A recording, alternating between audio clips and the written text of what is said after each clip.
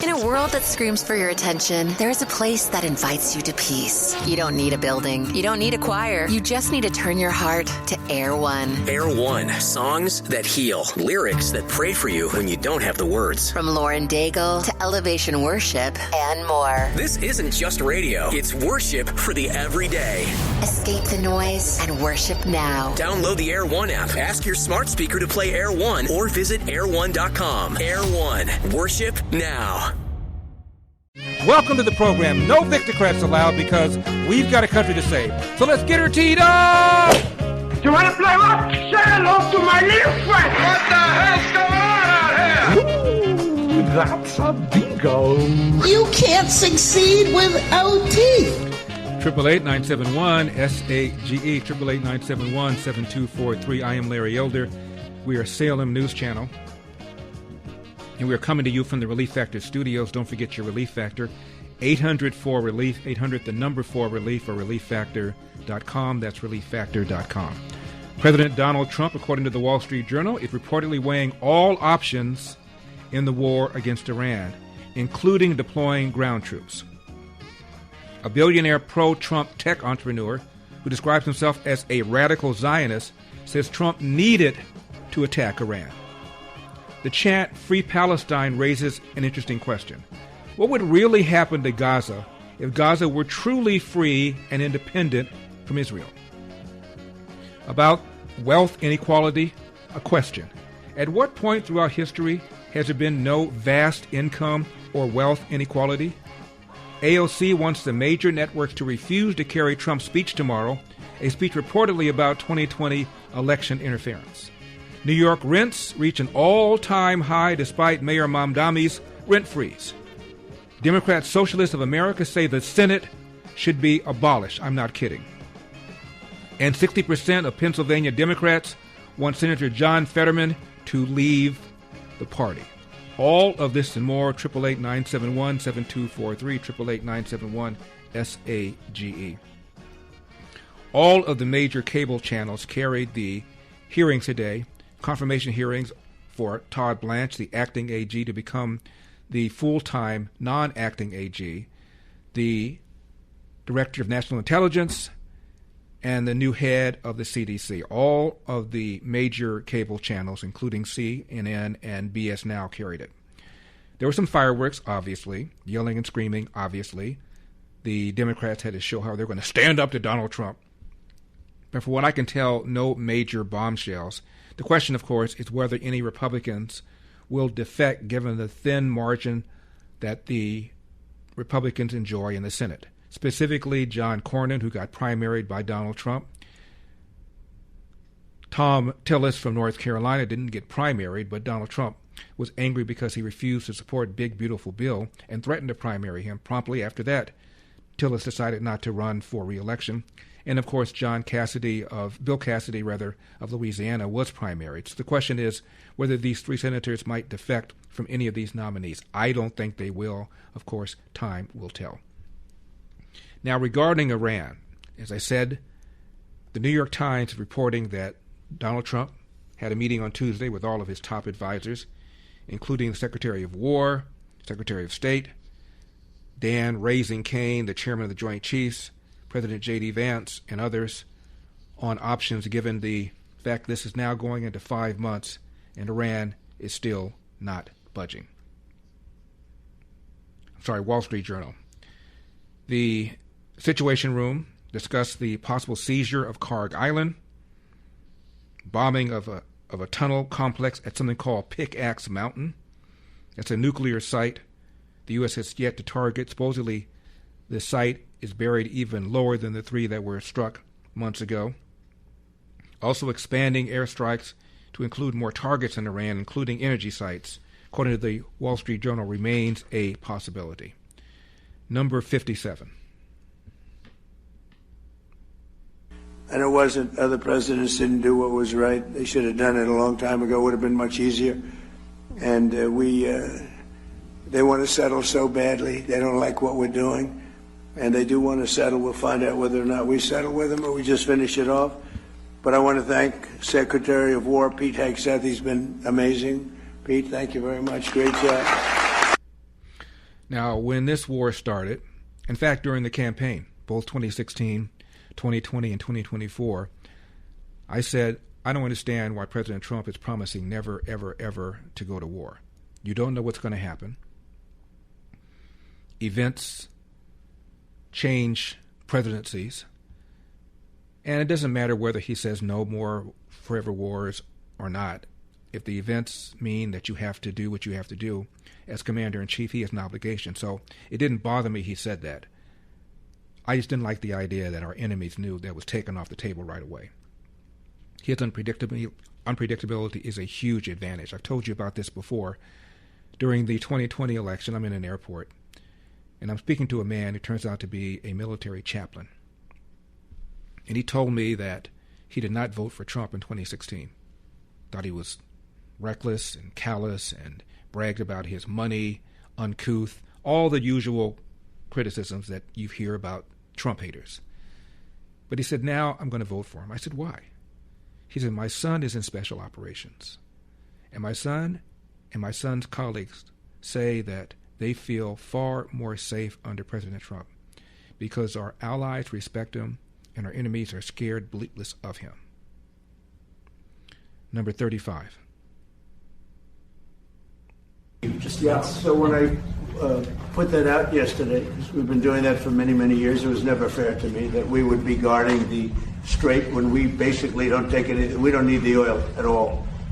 And it wasn't important for us, but it was important for allies. It was important for people that we get along with very well, including the major Gulf state countries. So I put it out yesterday. I thought it was good. I was called by different people, different countries, kings and emirs and all of the people that we all know and we all love, and they've been very strong partners. And they said, we'd love to do it a different way. We'd love to invest in the United States with billions and billions of dollars and continue our record setting, because there's never been a time like this with the United States, with the factories, with the plants, with everything else. And we would like to invest tremendously in the United States as opposed to charging a fee. And I like that, actually, because I don't think anybody should be able to charge a fee for the strait or for any other straight relationship in terms of other sections of the world. I don't think anybody should be really in that position. But we were doing it as a reimbursement. The Gulf states are going to invest a tremendous amount of money into the United States, and that was very satisfactory to me. I think it's actually much better. For my weekly column, I wrote about what NATO General Secretary Mark Rutte said about how close Iran was to getting a nuclear weapon. And I think more importantly, I wrote about how the major news outlets, specifically Associated Press and Reuters, either didn't report that or buried it. Now, when you look at the large number of Americans who oppose the war, the primary reason is they do not believe, as Trump has asserted, that Iran was close to getting a nuclear weapon. If, however, they were aware that the leader of NATO sided with Donald Trump in his assessment, and moreover recently said that the renewed strikes were, quote, absolutely necessary, close quote, that would alter how people feel about the war. President Trump says his opinion of the leaders of Iran has been altered. He now thinks that they are fundamentally crazy. Number 37. Well, I think they're a little cuckoo. I think they all are. We knocked out the first regime. We then knocked out the second regime. We then took out about 25% of this regime. And they're wired a little bit differently. We had a deal yesterday. It was like going to be 100%. And then all of a sudden they got a phone call and they all ran out of the room. These people are crazy. We had a deal where we won everything. And they basically break the deals. They make deals, and to them, deals are made to be broken. They are extremely unreliable people. And frankly, if they ever had a nuclear weapon, they'd use it within one day. Yesterday, we talked about this handwritten note that was found by the Israelis, handwritten note written by the leader of Hamas, who's now been killed. And this is months before October 7. And this leader of Hamas said that he assumed Israel would viciously retaliate after October 7, which was then being planned, And moreover, he assumed that Israel would use nuclear weapons, which means he assumed that Israel would wipe out Gaza. And the letter went on to say, but this is just a step towards causing the other Gulf states and Iran to attack Israel simultaneously and rid us once and for all of the Zionist state. Echoing same kind of scenario that Osama bin Laden wanted. Turns out that he assumed that we would attack Afghanistan, but he thought it was going to trigger a war from other Middle Eastern countries against the United States. Of course, that didn't happen. But this is how these people think. President Trump, on the 2,000 troops that remain in Iraq, said we can pull them out given the threat against Iran has now been reduced, number 36. Well, we don't think we need the military there anymore. It's a very a big operation. And what we do have is the oil companies are all going in now. And pick this up on the other side. Doing partnership. Now, when it comes to supplements, two things matter most. That it works, that you can trust it. Now, rather than just tell you about Relief Factor, we'll let our customers do it. We hear from people every single day whose lives have changed, and we'd like you to hear a few of their stories. Chris has spent years doing physical work, leaving his feet sore at the end of the day. After starting Relief Factor, he felt so good he did something he'd never done before. He ran a half marathon. Now he tells his friends about Relief Factor. I take it every single morning because I've got back issues. Now, they make it easy to find out if you'll be the next person telling us Relief Factor gave you your life back. 3 weeks for just $17.76. Simply go to relieffactor.com, relieffactor.com, or call 800-4-RELIEF. That's 800-4-RELIEF. We'll connect you with our friendly local team, and they'll do everything they can to help. relieffactor.com, relieffactor.com. 800-4-RELIEF, 800-4-RELIEF. Parents, the biggest question in education today is how artificial intelligence is shaping the way your student learns. Artificial intelligence is changing education faster than most schools are willing to admit, and many families are rightly concerned. At Patrick Henry College, the goal isn't to outsource thinking to machines. It's to train students to think for themselves. PHC emphasizes a Christian liberal arts education that develops reasoning, writing, speaking, and discernment skills no algorithm can replace. Students learn to engage technology wisely, understanding its capabilities, but also its danger and limitations, rather than becoming dependent on it. In a world increasingly shaped by AI, Patrick Henry College prepares students to lead with wisdom, conviction, and moral clarity. If you want a college that prepares your child to lead in an AI-driven world without losing his or her faith and values, I encourage you to learn more about Patrick Henry College. Visit phc.edu/elder. That's phc.edu/elder. 888-971-SAGE, 888-971-7243. I am Larry Elder. We are Salem News Channel talking about the options President Trump is weighing in the Iran war.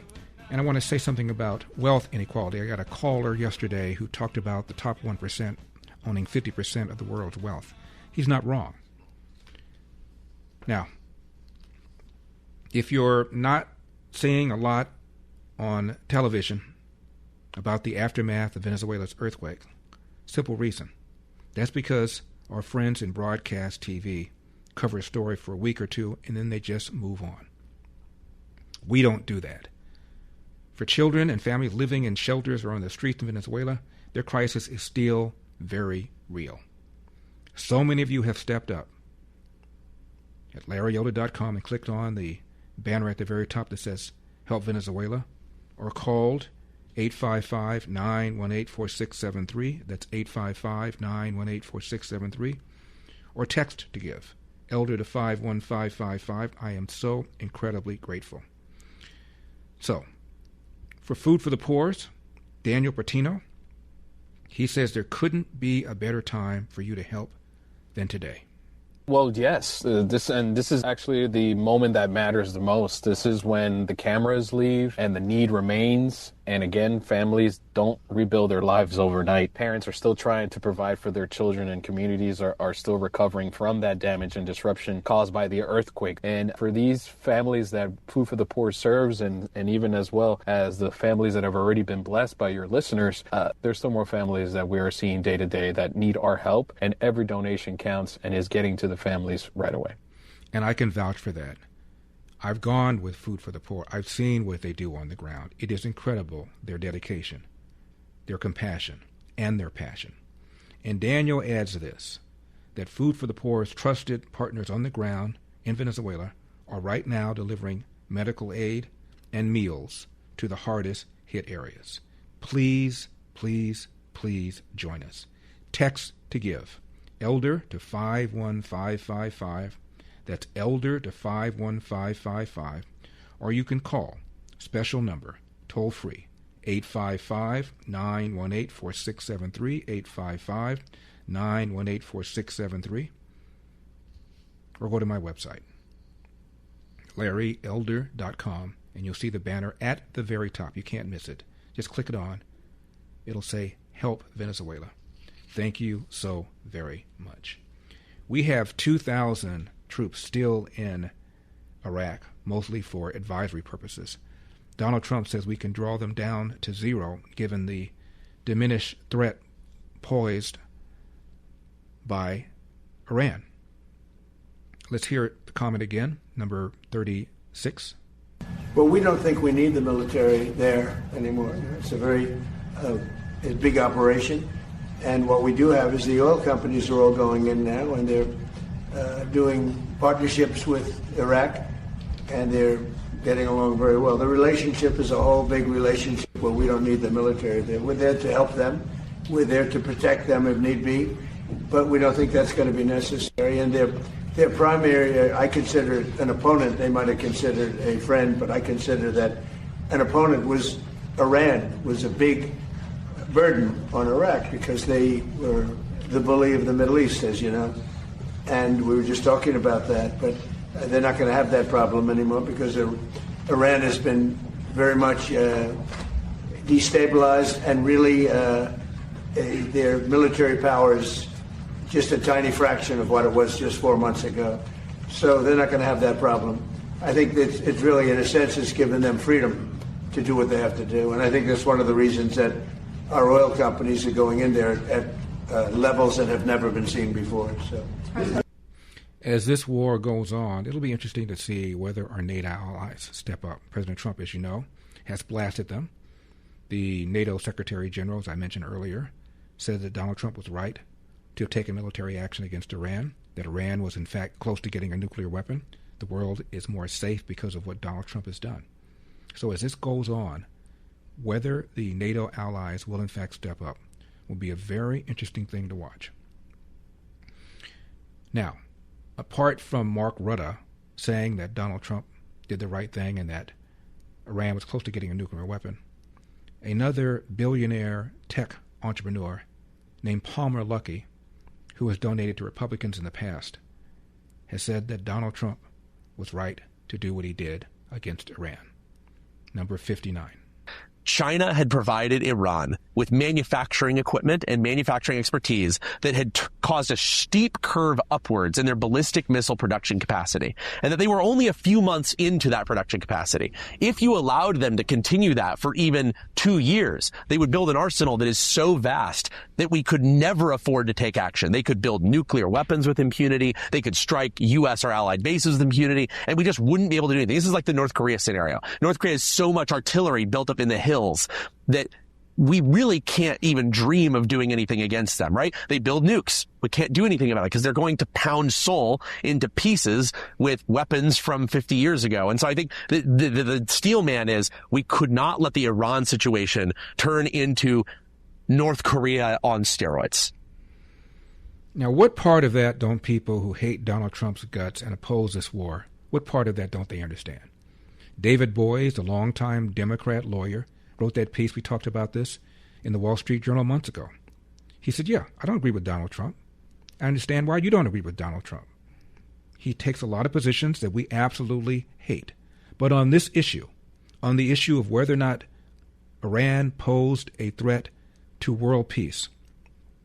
Donald Trump is spot on and is doing something, David Boies said, that should have been done by his predecessors but was not done. So however you think about Donald Trump, said David Boies, we ought to be backing him, supporting him, because he is now ridding the world of a threat that could have caused nuclear catastrophe, not just against Israel, not just in the Middle East, but the world. So I just don't get it. I really don't. You are one of these NATO countries, haven't ponied up the amount of money you promised, the 2%. Now you've agreed to 5%. And Donald Trump has asked, not that we need it, but has asked them to pitch in. And they haven't done it. Yet you have the NATO General Secretary saying that Donald Trump has done the world a favor, that he's right, that Iran was close to getting a nuclear weapon. I presume he's speaking for the 30-some NATO nations, and they're not getting involved. And you're shocked that Donald Trump is ticked off? Now, what this entrepreneur said, he's a tech entrepreneur, also involved in defense, and is a Republican, so therefore you can just dismiss what he says. But he said, imagine what these people will do, these maniacs who've destroyed tens of thousands of their own people, who deployed women and children in front of bomb sites, who, as I said yesterday, distributed plastic keys so that kids as young as 12 years old could unlock the gates to paradise as they wore these keys around their necks during the Iraq-Iran war and walked on foot across minefields to clear the mines for Iranian soldiers and Iranian tanks. Imagine what a regime like this would do with nuclear weapons. 888-971-SAGE, 888-971-7243. When we come back, let's talk about wealth inequality. Don't go away.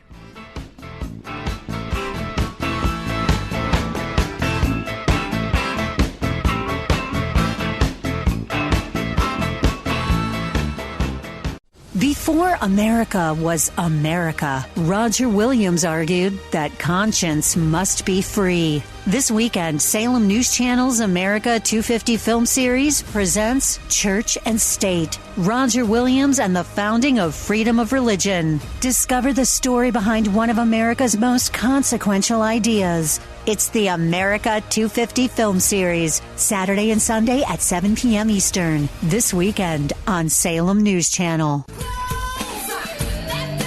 888-971-SAGE, 888-971-7243. I am Larry Elder. We are Salem News Channel. You already know groceries aren't getting any cheaper, so let me help you save money somewhere else.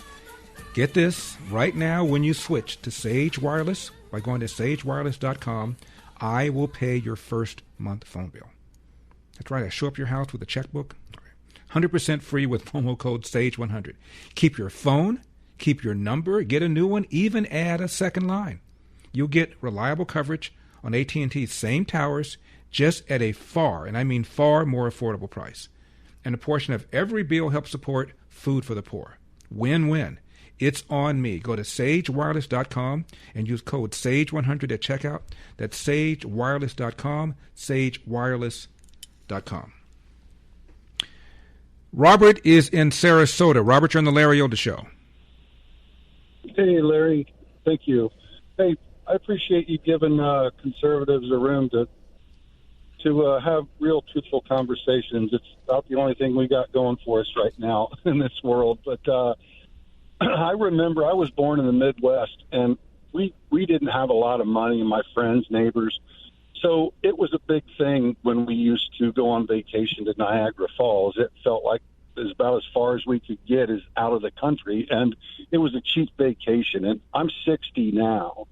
And I can remember as a young boy in the mid-late 70s, that place, Canada, was loaded up with Muslims and Islamists. And I remember as a young boy, before I even thought of being called a racist or somebody that was an Islamophobe, these people were rude. Their personal hygiene was very lacking. And I was a young boy. I remember this. And I said to myself, maybe Canada has... maybe that's what it is. I didn't know the Middle East from Canada at that age, but I have a sneaking suspicion that, and I would beg the Trump administration at this point to maybe draw a distinction between our two border states up there with Minnesota and Maine. I don't think it's a coincidence that things are happening in this country with mass importation of people. And we've been concentrating in the news cycle on the southern border, but I know that this is the sucker punch that we're not paying attention to. And we need to get some people up there to examine what these local and these state governments are allowing to happen in Minnesota and Maine. And I know it for a fact. These people in Maine, when I vacationed there, they're crass, they're rude, they're stoic, they don't smile. It's a very strange world, man. It's like the Salem, the witches of Salem. It's a very different place up there. And I think that we can put maybe the genie back in the bottle up there when it comes to Minnesota and Maine, but I have a feeling that they're a little bit higher on the threat list than our southern border. Well, Robert, and don't forget, you've got a candidate who's running for Senate in Michigan. He's the frontrunner, Abdul El Sayed, whose father apparently has a close relationship with a group that the United States has determined to be a terror group. I kid you not. And this guy is the one who's calling for the abolition of ICE, refers to Israel as an apartheid state, accuses Israel of genocide, and he is the Democrat frontrunner. Whether he wins, I don't know, but he's a Democrat frontrunner in Michigan. Are you kidding me? Are you kidding me? We're going to be talking about that as well. Now, I want to say something about income inequality and wealth inequality. Got a phone call yesterday from a gentleman who pointed out that the top 1% control 50% of the world's wealth. He's not wrong. Next segment, let's get into historically whether there's been a period of time where there wasn't vast disparity between income and wealth. We're going to take a look at some professions where there's vast disparity between income and wealth. Now, whether you're preparing for exams, juggling family and career, or just looking to stay sharp as you age, Think Factor is here to help. Created by the same company that makes Relief Factor, Think Factor supports sharper focus, stronger recall, and clearer thinking. It's a natural way to give your brain the daily nutrients it needs for memory, attention, even vibrant vision. I take it every morning. It helps me stay sharp during show prep, my busy days. Think Factor results, by the way, get better the longer it's taken. If you want to stay focused during demanding tasks, keep your memory strong, and maintain mental energy for whatever is ahead, Think Factor is for you. First bottle, just $19.95. Call 800-4RELIEF, 800-4RELIEF, or visit ReliefFactor.com. That's ReliefFactor.com. Think Factor. Think clearer. Perform better daily. 800-4RELIEF, ReliefFactor.com.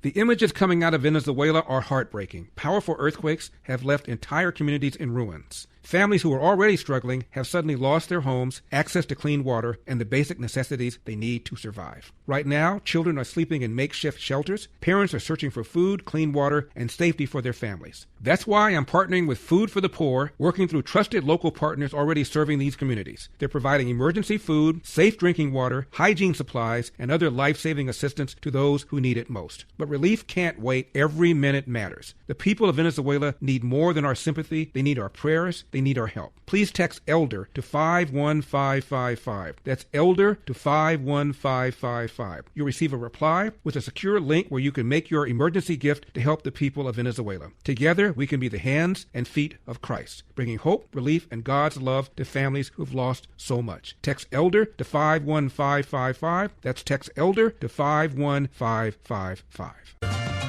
And they said, affordability. They go, that's a fake word that they use. They caused the affordability problem. It's called high prices. They came up with this word. They're good at coming up with words, but we came up with a good word too. They're Democrats, dumb. You take the B out. Most people don't know that dumb is a B, okay?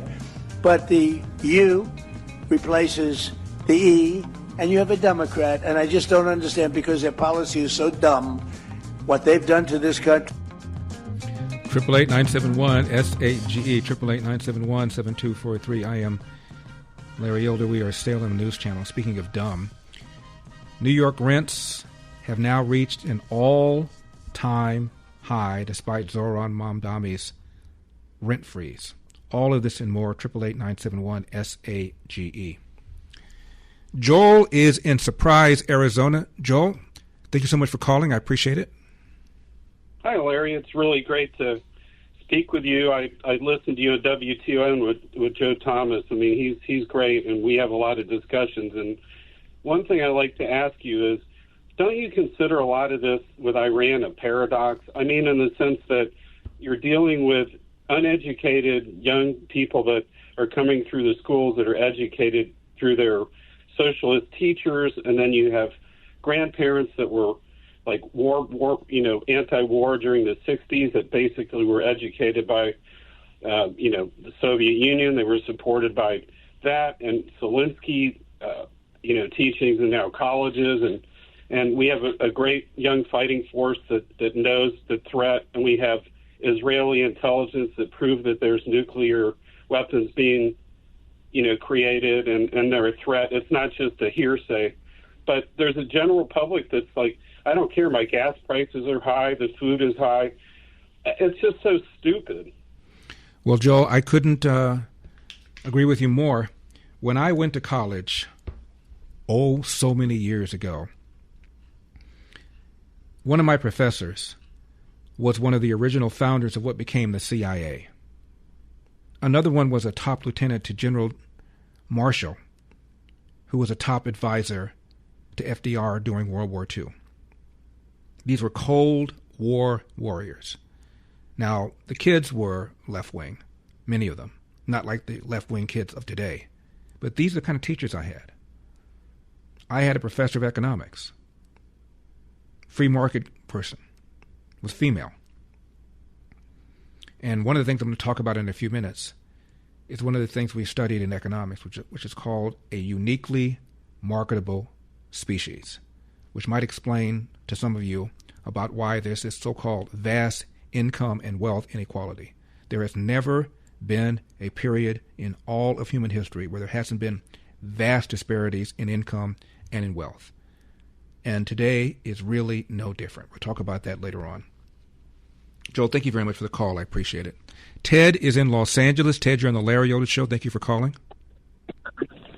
Good afternoon, Mr. Elder. Afternoon. Amen. Ted, City of Los Angeles, City of Angels, same thing. I just wanted to make a statement. I know the Roman Empire, they had issues with, the Muslims as well. And, they pretty much inherited the Christian. Sorry, I'm over here in Inglewood. A plane just went over. But at any rate, they used to put pig's blood in their concrete. And I think, if people are EBGB and we need to protect the indigenous people that have all adopted Christianity, that all the foundations of all our new homes, we need to put pig's blood in it. And we got plenty of it because the wild boars are out of control. We can be in the boar blood business, and because they're so corrupt, they actually believe that that's a problem, and we don't. We just need Jesus. And so I think it would be a good insurance policy to put pig's blood in all of our concrete like the Romans did.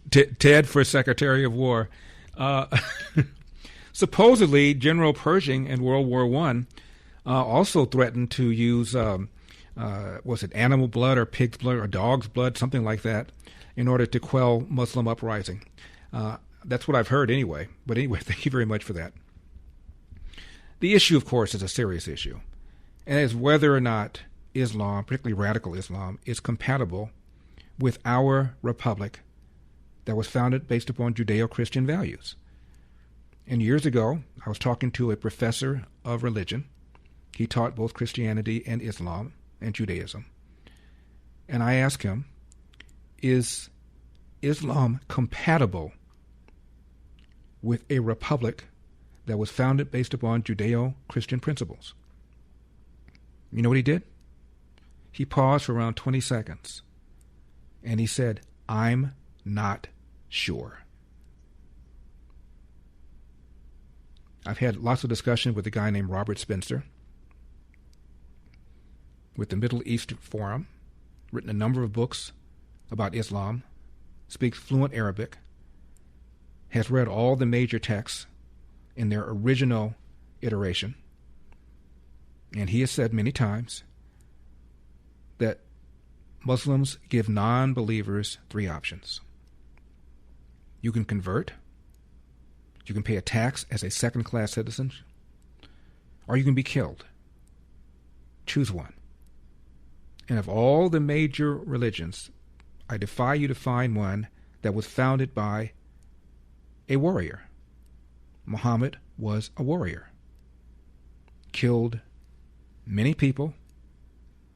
And of course, the Quran is supposedly been dictated by Allah through Muhammad, who supposedly was illiterate, which means that the Quran is divinely inspired and is verbatim the word of Allah, which means it can't be reformed, it can't be reinterpreted, it can't be redesigned, it can't be modified for today's life. It is literally the word of Allah, as dictated and as recorded by Muhammad, who supposedly was completely illiterate, could neither read nor write, yet somehow he wrote the Quran. I think this is problematic. And when I hear some of these people referring to Israel as apartheid, when Arabs living in Israel, there are about 2 million of them, have more rights, more freedom, greater prosperity than any of the Arab Muslims living in the area, it's insane. Now, Eldorados and fellow Americans, which is the same thing, turning 65 should feel like a reward. Instead, Medicare hits you like a wall. The mail never stops. The robocalls. Everybody's got a plan for you. It's confusing, and it's confusing, in my opinion, on purpose. But you don't have to figure it out alone. That's why I trust Chapter, the only Medicare advisors that compare every plan nationwide, and there are a bunch of them. Independent, honest. Go to askchapter.org/Larry. A real person, not a chatbot, walks you through what matters to you, your doctors, your prescriptions, and compares every plan available to find the best fit for you in under 20 minutes. It's fast, it's free, and there's no pressure. Get it right the first time. That's askchapter.org/Larry. Askchapter.org/Larry.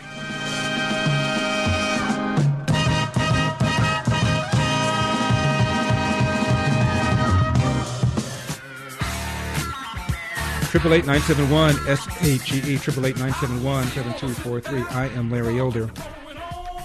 Salem News Channel. So much to get to between now and the close of the program. The chant "Free Palestine" raises an interesting question, doesn't it? What would really happen to Gaza if Gaza were truly free and economically independent from Israel? About wealth inequality, we're going to explore at what point throughout history was this magical time when there's no vast income or wealth inequality. AOC wants the major networks to refuse to carry Trump's speech tomorrow, a speech reportedly about 2020 election interference, because she believes all he's going to do is lie. New York rents have now reached an all-time high despite Mayor Mamdani's rent freeze. And Democrat Socialists of America say the Senate should be abolished. Presumably the senators would still be alive, but the Senate would be abolished. And 60% of Pennsylvania Democrats want Senator John Fetterman to leave the party. Number 56. For a joint fundraising committee, these two men, different political parties, but they've made it very clear they're going to be bipartisan. And even though they have different perspectives, they both want what's best for Pennsylvania. And, of course, John Fetterman has become the conscience of the Democratic Party. So They're joining forces together, and let's see what the people say about that. Yeah, and their track record sort of demonstrates this not only bipartisanship, but a commitment to Pennsylvania values. So while many elected officials and leaders of their party have just been obsessed with Trump, these guys have been sponsoring bipartisan legislation to combat the fentanyl crisis. They've supported Nippon Steel's $14 billion investment and partnership with U.S. Steel. They secured $600 million to replace the Delaware River Bridge and improve a PA turnpike. And they joined forces in stark contrast to the governor of Pennsylvania. They said, nope, you know what? We don't mind Trump's in office. Regardless who's in office, we are American and we represent Pennsylvanians. So we are going to help represent PA at the Great American State Fair. Remember, that was the one that was boycotted by so many Democratic governors who looked the other way, celebrating America's 250th Independence Year birthday because a Republican was in office. So these guys have been walking the walk for quite some time. So now they're saying, you know what, we're going to do it formally, and let's get some other people on board. What's going to be interesting is what Fetterman does. Right. Does he want to run again? Because he had some health problems. He's going to get a primary challenge. And yes. Does he run if you primary him, maybe he runs as a Republican. Wow. And if he does stay in the Democratic Party, do Republicans even run someone against him? So, because they work so well together, yes. And he's been so, he visited Mar-a-Lago. He doesn't visit Trump, but they don't talk all the time. But President Trump sees what he's doing. Yeah.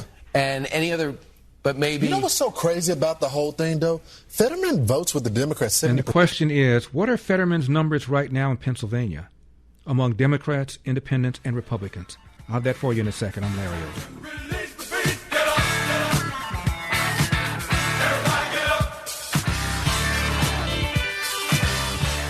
So let's get her teed up! You want to play rock? Say hello to my little friend! What the hell's going on out here? Ooh, that's a bingo. You can't succeed without teeth. 888-971-SAGE, 888-971-7243. I am Larry Elder. We are Salem News Channel coming to you from the Relief Factor studios. Don't forget your Relief Factor, 800-4RELIEF. 800, the number 4RELIEF, relieffactor.com. That's relieffactor.com. Before we get into wealth and income inequality, about John Fetterman, a poll released in late February, 46% approve of his job in Pennsylvania, 42% disapprove. So he still has more approval than disapproval. But then that was back in February. Get this, among Pennsylvania Republicans, 73% approve of him, 18% disapprove. Independents, 48% approve, 37% disapprove. Among Democrats, however, 43% approve, 49% disapprove. Why? Because he refuses to refer to Donald Trump as a Nazi, because he doesn't believe that ICE should be abolished, he doesn't believe the police should be defunded, and he supports Israel. For that reason, he's persona non grata in his own party. This brings us to Abdul El Sayed. He is the leading Democrat candidate for Senate in Michigan. Washington Free Beacon headline, Abdul El Sayed's father-in-law, a top donor to an El Sayed super PAC, is among the top leaders of a Muslim Brotherhood organization linked to terror funding. His name is Jukaku Tayyeb. Contributed over $200,000 to Fighting for Michigan PAC, serves on the Islamic Society of North America's founding committee, which makes direct financial contributions to the group. As part of his role with the Islamic Society of North America, the ISNA, which, by the way, the feds have linked to financing of Hamas, he contributes at least $5,000 to that organization annually. He also served on its 20-member founding committee since at least 2007. Federal prosecutors identified this organization as an unindicted co-conspirator in the 2007 terror financing case, USA versus Holy Land Foundation for Relief Development, which culminated in the conviction of the foundation's founders for funneling $12 million to Hamas. They also identified this organization, again the Islamic Society of North America, as one of 8 entities, quote, who are or were members of the U.S. Muslim Brotherhood, end of quote. This is Abdul El Sayed's father-in-law. Chuck Schumer was asked why Democrats are campaigning with Abdul El Sayed. Here's what he said, number 55. Do you have any concern with members of your caucus stumping with Abdul El Sayed in Michigan, including Senator Bernie Sanders, who's going there this weekend? Let me say this. First, Donald Trump is in terrible shape, and the Republicans are in Michigan. His tariffs, his war with Canada in an economy that depends on cross-border transactions has made him look terrible. Second, Democrats have always come up with candidates that fit their states. We will do that in Michigan. We will beat the Republican, and we will take back the Senate. Wasn't it interesting how he almost called Donald Trump George Bush? That's interesting because they said the same nasty things about Bush. Not on this level. But George Soros compared Bush to Joseph Goebbels, who was the propaganda minister of Adolf Hitler. Let's hear what Schumer said again. Do you have any concern with members of your caucus stumping with Abdul El Sayed in Michigan, including Senator Bernie Sanders, who's going there this weekend? Let me say this. First, Donald Trump. Okay, all right. Interesting Freudian slip there, wasn't it? Now, Zoran Mamdani, the people that he endorsed, all belong to the Democrat Socialists of America. This is the Democrat Socialists of America co-chair, number 39.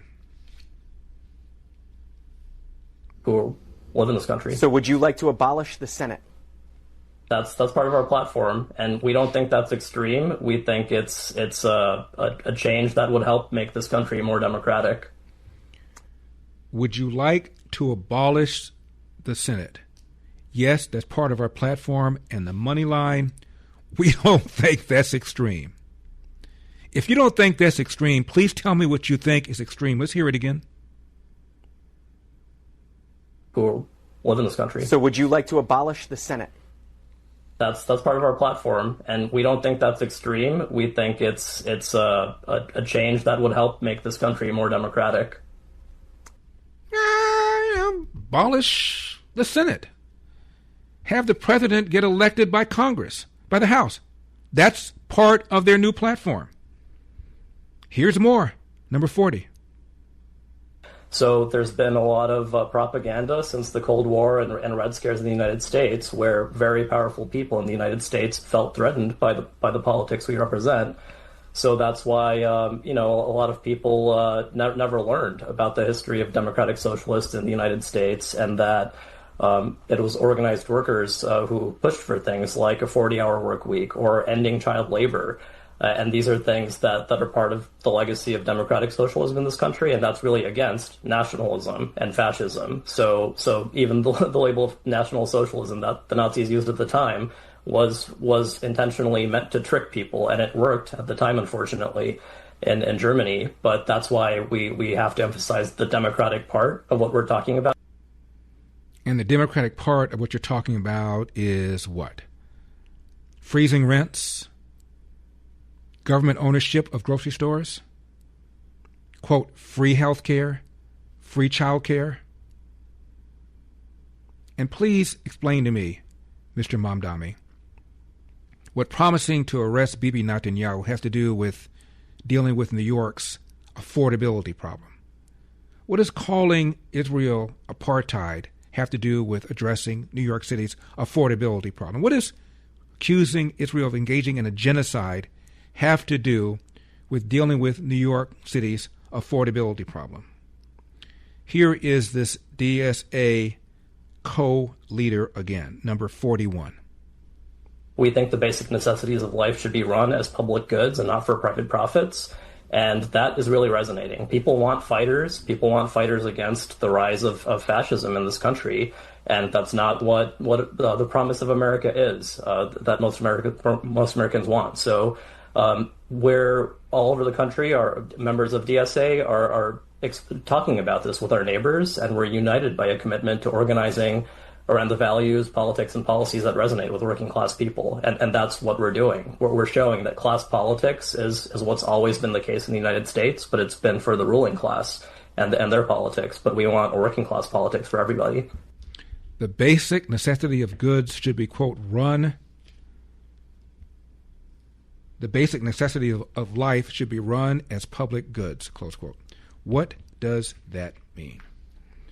Basic necessities of life, you mean food, shelter, clothing, healthcare.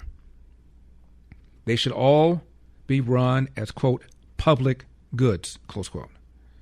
So there shouldn't be private ownership of grocery stores, shouldn't be private ownership of property. Mamdani even once said that he would seize private property if he thought it would be beneficial for the public good. What about clothing? What's more essential than clothing? Should they be run as quote-unquote public goods? This is scary. And the fact that so many young people are buying this BS is an indictment of K through 12 and what I call the college to Congress pipeline. That so many people who sound like that, who have backgrounds in education. AOC has a degree in economics, for crying out loud. What did she study? What did she learn? These are people that our universities are turning out like steaks on the assembly line. One after another, after another, after another. And if you look at how their professors vote, how many belong to Republicans, how many call themselves conservatives, they're almost an endangered species. It's scary. And what's the consequence? Most of them, many of them are affluent, grew up affluent, and are not going to have to bear the consequences of their asinine policies. Rents in New York City just reached an all-time high. Now, when it comes to supplements, two things matter most: that it works and you can trust it. Rather than just tell you about Relief Factor, I want you to hear from people every single day whose lives have changed. Jim ran out of Relief Factor twice, and both times his aches, his stiffness, and his pain came back. Once he restarted it, he says he felt better again. As Jim puts it, you really know something's working when you run out of it. I take Relief Factor every single morning because of my back issues. Now, they make it easy to find out if you'll be the next person telling us Relief Factor helped you tackle your daily aches and pain. 3 weeks, just $17.76. Simply go to relieffactor.com, relieffactor.com, or call 800-4-RELIEF. That's 800-4, the number 4, relief. 800-4-RELIEF. 888-971-SAGE, 888-971-7243. I am Larry Elder. We are Salem News Channel. Got a letter the other day from someone who said, what's the smallest amount I can contribute to Food for the Poor? I'm having difficulty, he said, and I don't want to go online and find out that I can't contribute the amount that I can afford. The answer is whatever you can afford. Whatever you can afford. Now, if you're not seeing a lot of TV news about the aftermath of Venezuela's earthquakes, there's a reason for this. Our good friends in broadcast TV cover a story for a week or two, and then they often just move on. We don't do that. For children and families living in shelters or on the streets in Venezuela, we know their crisis is still very real. And that brings us to Food for the Poor. So many of you have stepped up at LarryElder.com and clicked on the Help Venezuela banner at the very top. I'm so very grateful. More importantly, Venezuelans are grateful for your generous donation, helping Food for the Poor rush emergency relief to Venezuela. Food for the Poor's Daniel Patino says there couldn't be a better time for you to help than today. Well, yes. This is actually the moment that matters the most. This is when the cameras leave and the need remains. And again, families don't rebuild their lives overnight. Parents are still trying to provide for their children, and communities are still recovering from that damage and disruption caused by the earthquake. And for these families that Food for the Poor serves, and even as well as the families that have already been blessed by your listeners, there's still more families that we are seeing day to day that need our help, and every donation counts and is getting to the families right away. You might recall we interviewed Mr. Patino just a few months ago, and he adds that Food for the Poor's trusted partners on the ground are right now, as we speak, delivering medical aid and meals to the hardest hit areas. Please join us. Text to give. Text ELDER to 51555. That's ELDER to 51555. Or maybe you'd rather phone in your gift. Special toll-free number 855-918-4673, 855-918-4673. Or again, go to my website, LarryElder.com. You'll see the banner at the very top. You cannot miss it. It says Help Venezuela.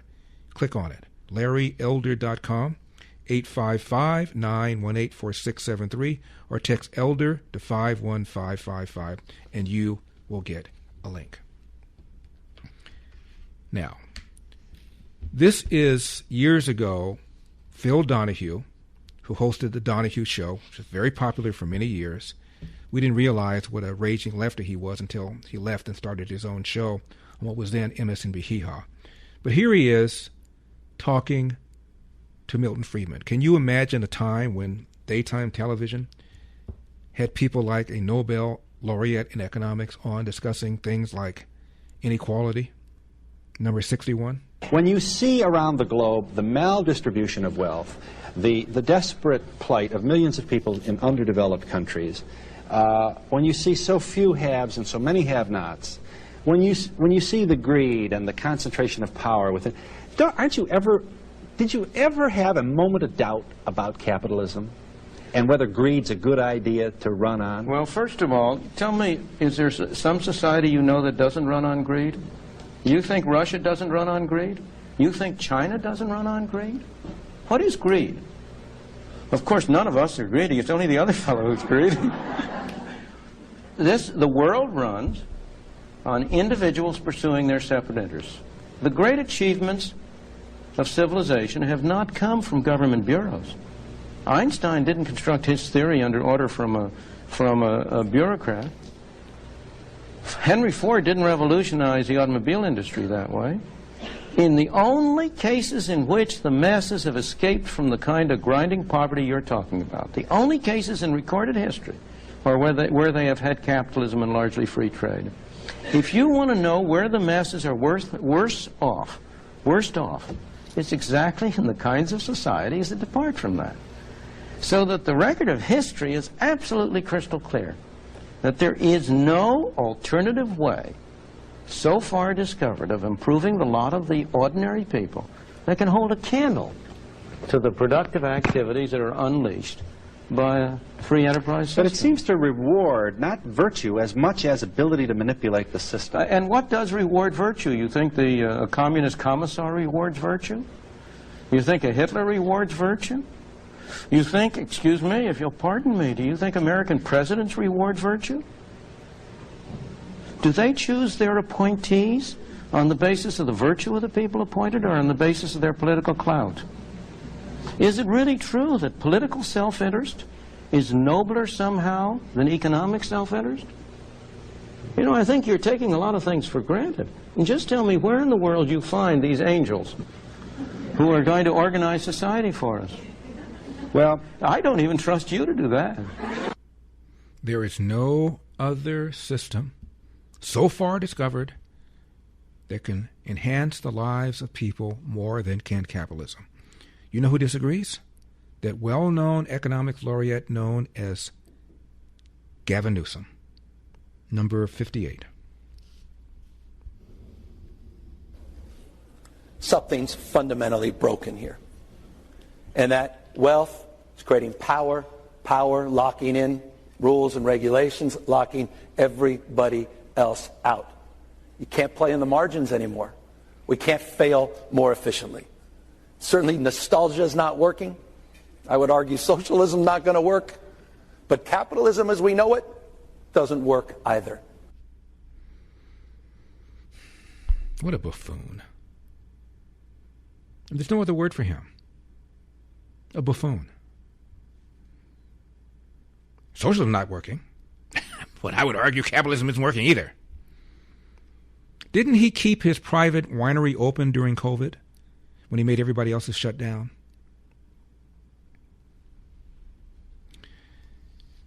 Now, caller yesterday talked about how the top 1% own 50% of the world's wealth, and he's not wrong. My question is, name a period in all of human history when that was not the case, when there weren't vast disparities between income and wealth. And if you take the emotion out of it, you can see it in your own lives.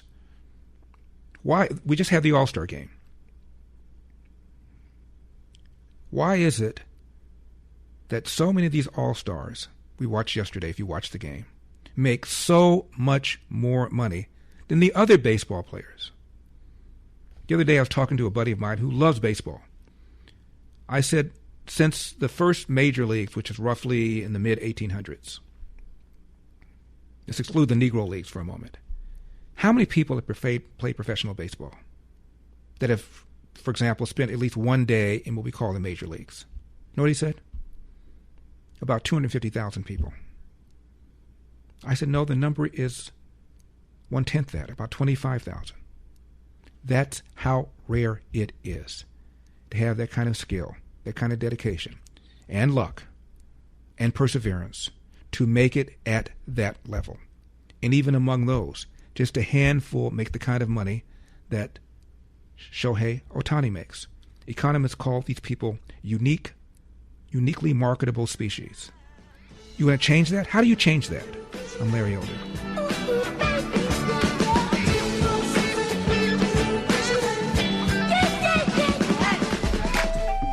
Triple 971 SAGE 888-971-7243. I am Larry Elder. We are Salem News Channel talking about income and wealth inequality.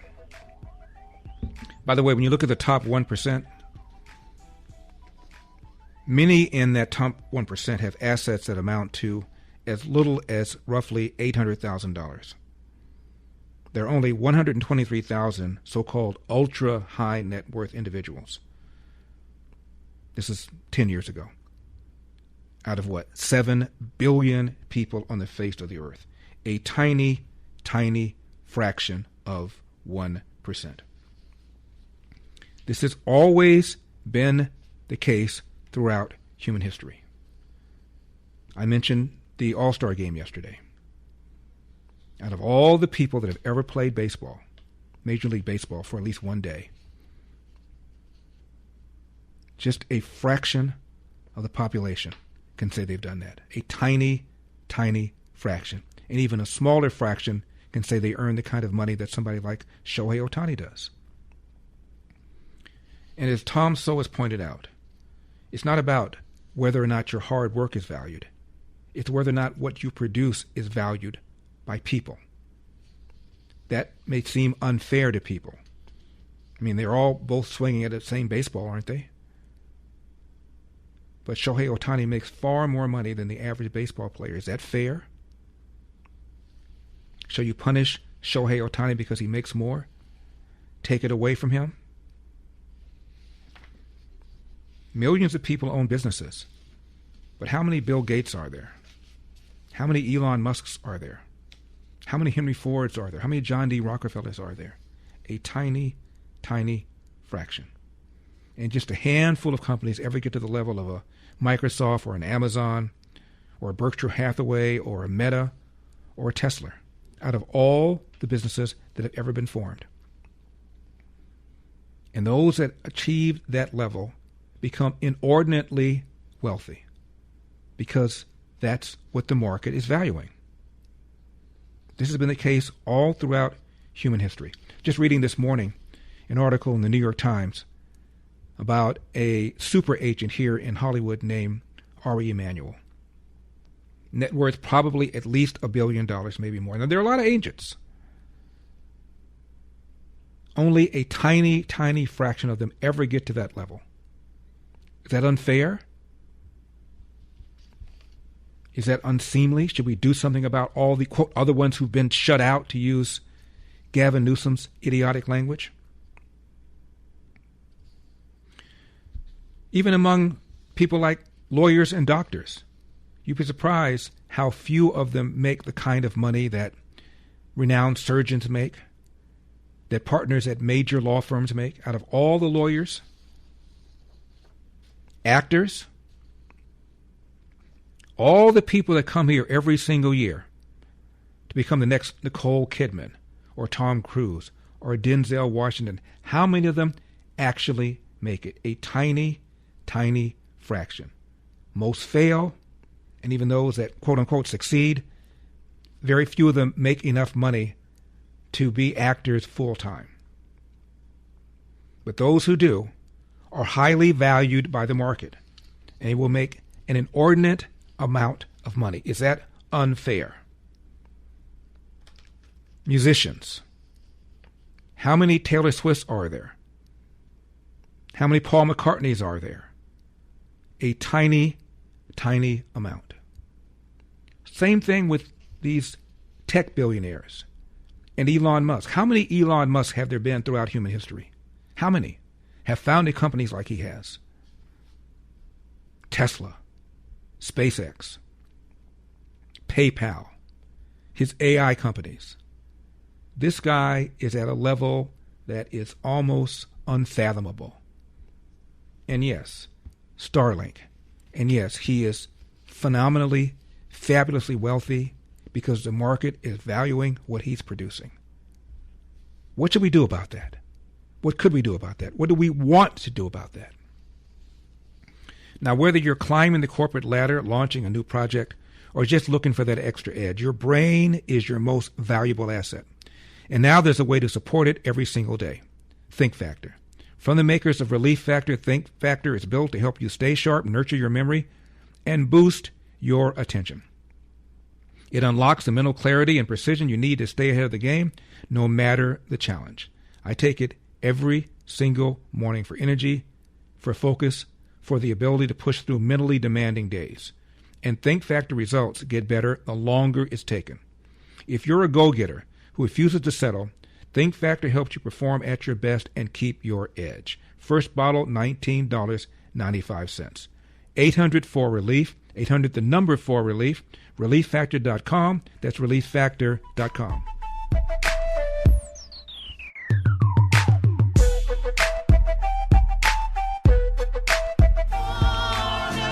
Triple 8-971 SAGE, 888-971-7243.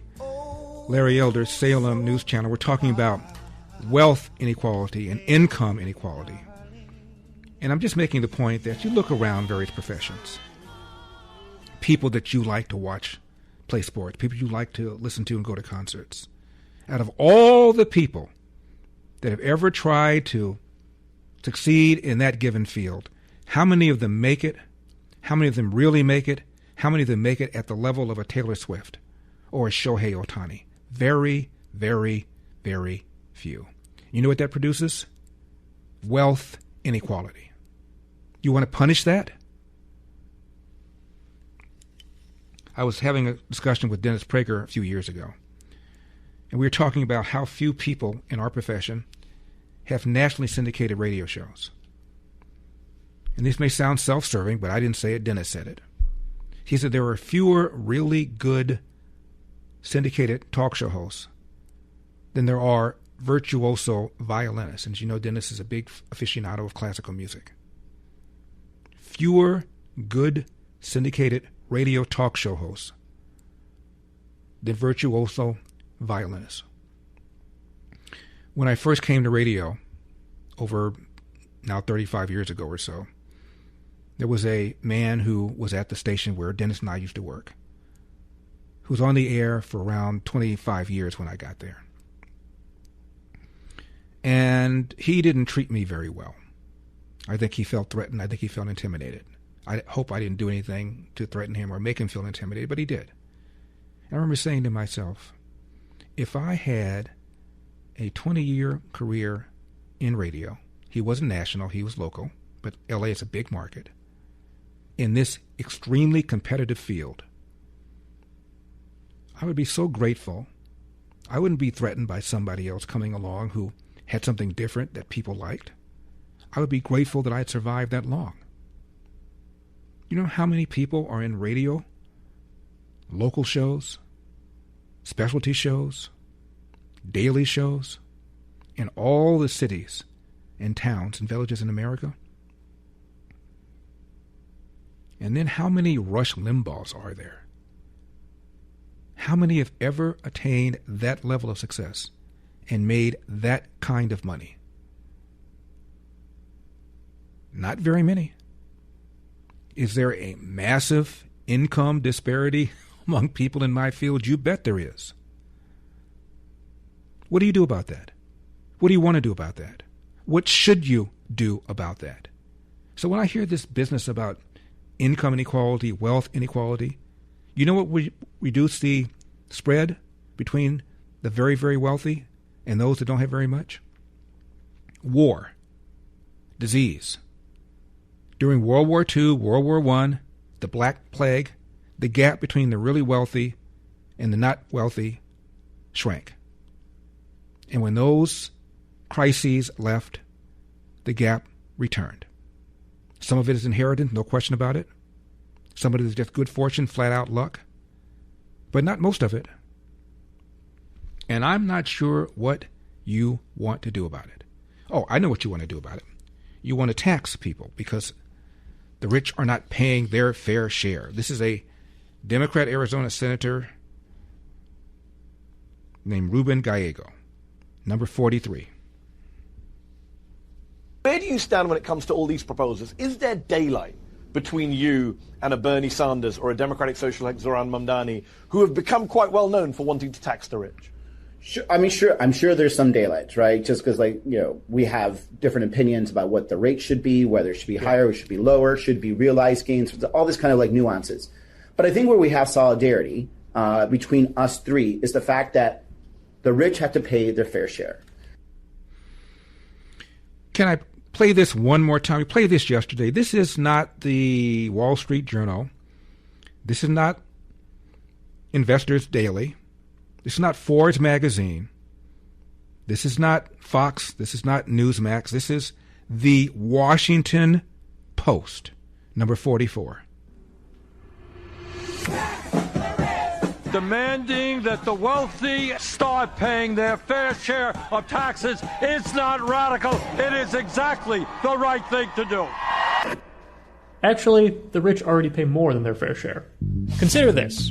There were 30,382 tax filers with incomes of $10 million or more in 2023. That includes all sources of income, not just regular pay for work. This tiny group of people, which represents 0.02% of all taxpayers, made 5.9% of all income. They're very rich, but they paid 10.9% of all income taxes. The over 100 million filers, who made under $75,000, together made 21.9% of all income, but they only paid 7.3% of all income taxes. Now that's the point of a progressive income tax. Take more from the rich and little to nothing from the poor. That's what Congress has created, and it's what we have in the United States. If the federal government wanted to raise more money from income taxes, the upper middle class is where more of the less taxed money is located. Filers with incomes between $100,000 and $500,000 make 49.7% of taxable income, yet they pay just 43% of all income taxes. Now, this fact is tremendously inconvenient for revenue-hungry politicians. There are tens of millions of upper-middle-class Americans, who vote, by the way, and even more who aspire to be upper-middle-class. Squeezing more taxes out of this group would be politically untenable and make the income tax less progressive than it is right now. And the income tax has become steadily more progressive over time. In 1980, the top 1% of income earners paid 17% of federal income taxes. In 2022, they paid 40%. High earners do not get off scot-free, but expect a lot of the 2028 presidential candidates to pretend otherwise. When we come back, I'm going to talk a little bit more about income and wealth inequality.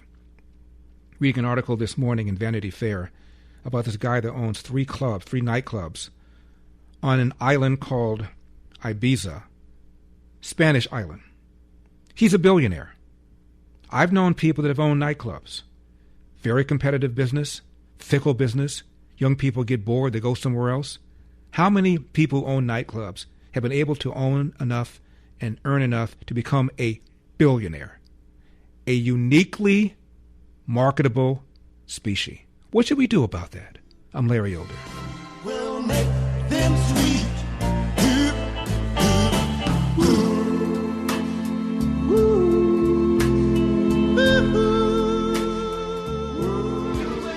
Triple 8-971 SAGE 888-971-7243. I am Larry Elder. We are Salem News Channel. Coming up, New York rents have reached an all-time high, even though Zohran Mamdani has frozen the rent for maybe 1 million rent control units. Democrat Socialists of America say that Senate should be abolished, and 60% of Democrats want Senator John Fetterman to leave the party. And how many nations have the kind of birthright citizenship that we have here? Come in the country illegally, have a child, that child is automatically a citizen of that country. How many major countries have that policy, aside from us? Now, you already know groceries aren't getting any cheaper, so let me help you save money somewhere else. Right now, when you switch to Sage Wireless by going to sagewireless.com, I will pay your first month phone bill. That's right, 100% free with promo code SAGE100. Keep your phone, keep your number, get a new one, even add a second line. You'll get reliable coverage on AT&T's same towers, just at a far more affordable price. And get this, a portion of every bill helps support Food for the Poor. It is on me. Go to sagewireless.com and use code SAGE100 at checkout. That's sagewireless.com, sagewireless.com. Before you send any letters, the word species with an S is used for both plural and singular. A uniquely marketable species. You know who else is one? Bill Maher. Think about how competitive it is to be a comedian. Anybody can tell jokes. Anybody can go to a comedy club and do open mic. But how many people like Bill Maher have had a career this long in a field this competitive, with tastes this fickle? He had a show called Politically Incorrect for a number of years, and has now been on HBO for a number of years, and is going strong, at the peak of his powers, quoted, respected. He lives in California. Here's what he said about his taxes, number 64. You know what? Rich people, I'm sure you'd agree with this, actually do pay the freight in this country. They do. I just saw these statistics. I mean, something like 70%. And here in California, I just want to say, liberals, you could actually lose me. It's outrageous what we're paying. Over 50%. I'm willing to pay my share. But yeah, I mean, it's ridiculous. How many rappers reach the level of somebody like Cardi B, number 65?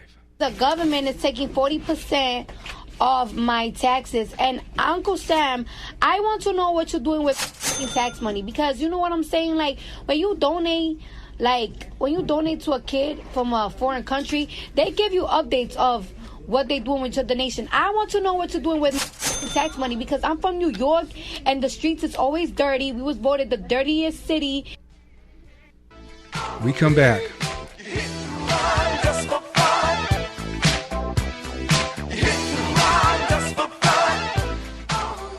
So let's get her teed up! You wanna play rock? Say hello to my little friend! What the hell's going on out here? That's a bingo. You can't succeed without teeth.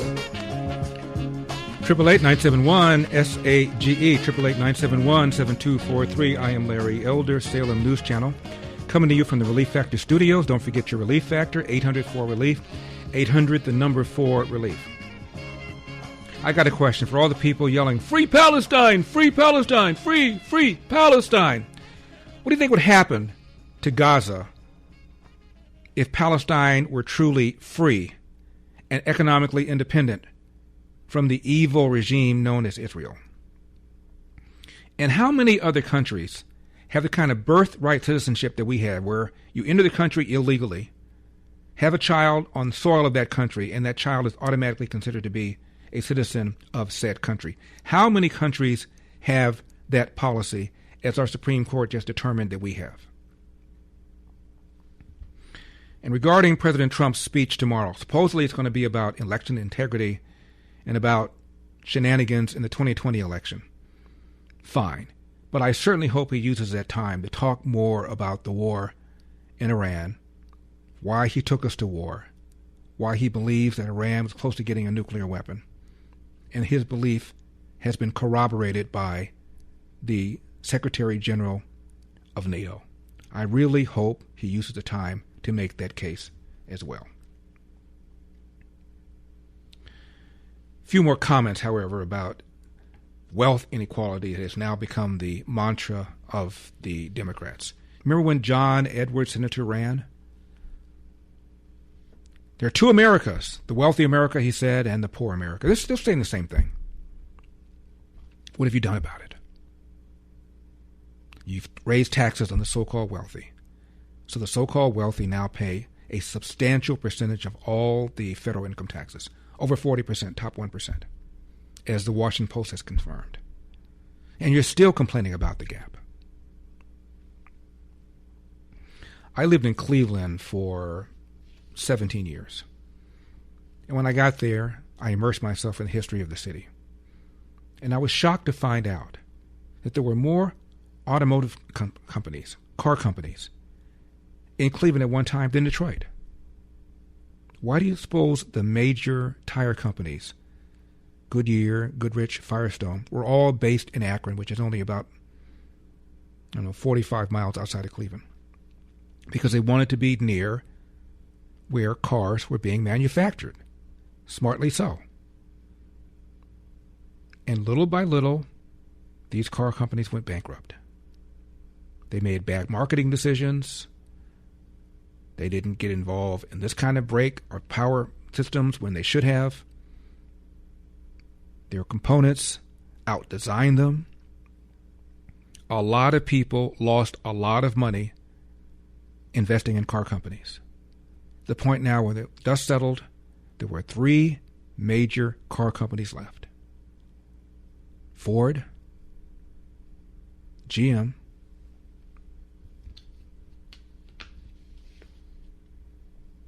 Chrysler. And I've read about all of them. I read about Henry Ford.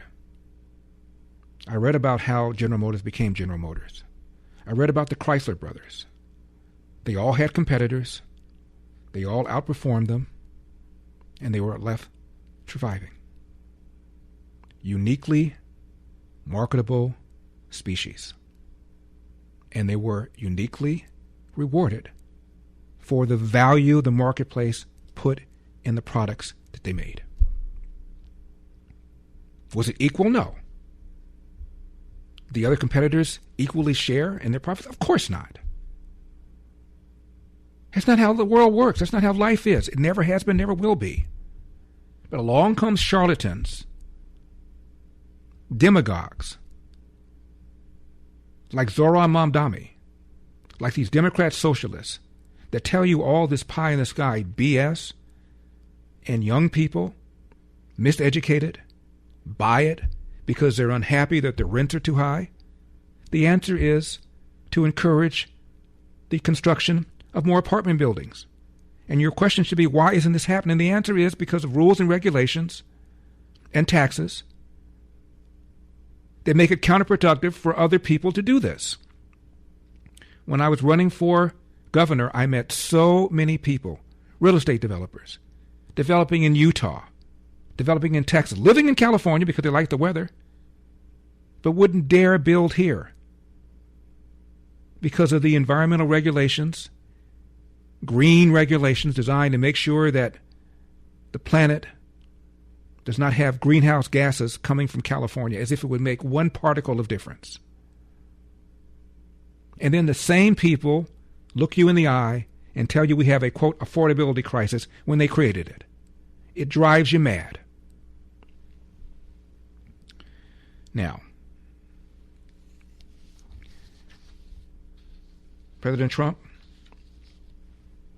supposedly is going to talk about election integrity and presumably will bring up his contention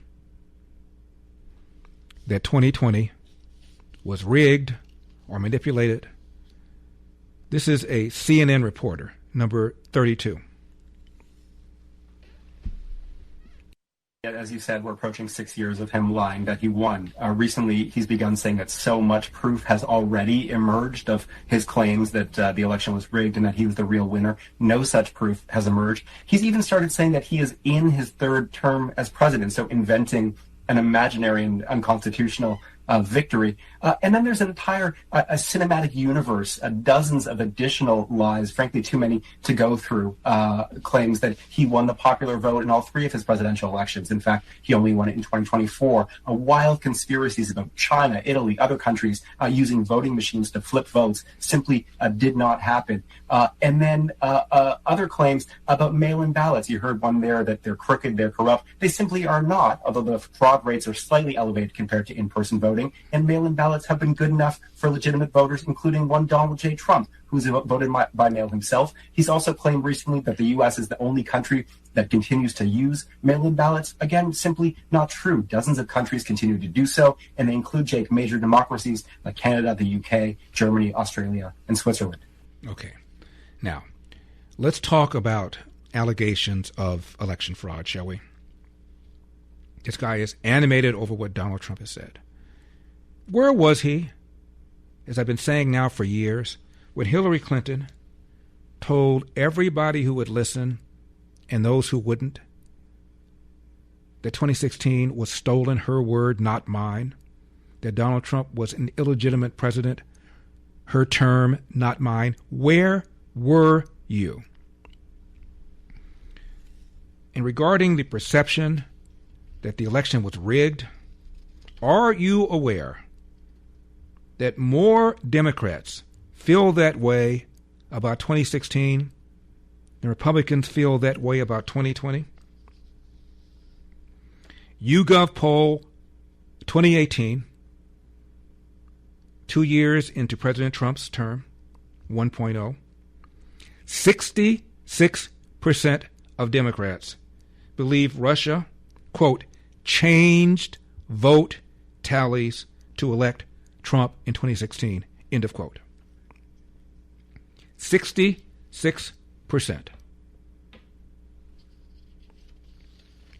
Never mind, Jay Johnson, Obama's DHS secretary, testified under oath, as I've been saying for years, that while the Russians tried, not a single vote tally was changed. Not one.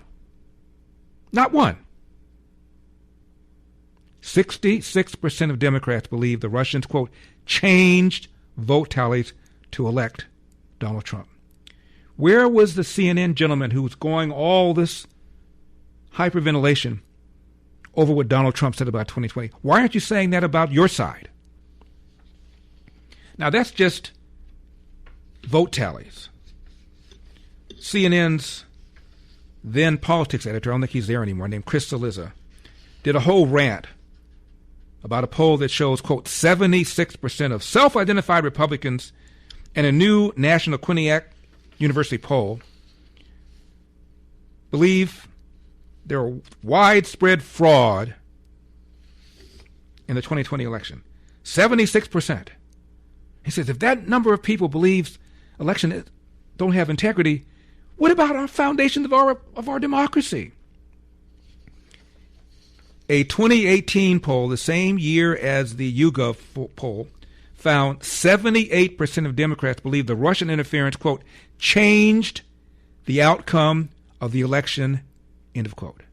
My long way of saying, again, a greater percentage of Democrats believe 2016 was rigged, to use President Trump's word, than Republicans feel about 2020. Where was the hand-wringing? Why aren't people's hair on fire about that? Now, when it comes to supplements, two things matter most: that it works and that you can trust it. Rather than just tell you about Relief Factor, we'll let our customers do it. We hear from people every single day whose lives have changed, and we'd like you to hear a few of their stories. Take Joni. Joni shared that before Relief Factor, her husband couldn't open his hands in the morning and had to quit playing guitar. Now he wakes up with flexibility and is back to playing music. They are both recommending Relief Factor to friends as a way for them to enjoy the things that they love again. I take it every single morning because of back issues. Now, Relief Factor makes it easy to find out if you'll be the next person telling us Relief Factor helps you enjoy what you love. 3 weeks for just $17.76.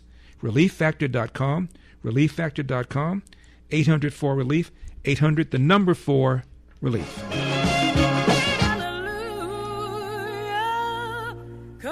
888-971-SAGE, 888-971-7243. I am Larry Elder. We are Salem News Channel. I got a letter from someone who said, I went on one of these charity rating agencies and Food for the Poor got a poor rating. So I asked him to send me what he was talking about. He did. And I sent it to Food for the Poor. And they were outraged at what this agency said. And they wrote them. And the agency corrected it and apologized. It is highest level of integrity. And that's why I have been partnering with them for a number of years. And I'm proud to partner with them as they step up to help people who are suffering because of the powerful twin earthquakes that took place a few weeks ago in Venezuela.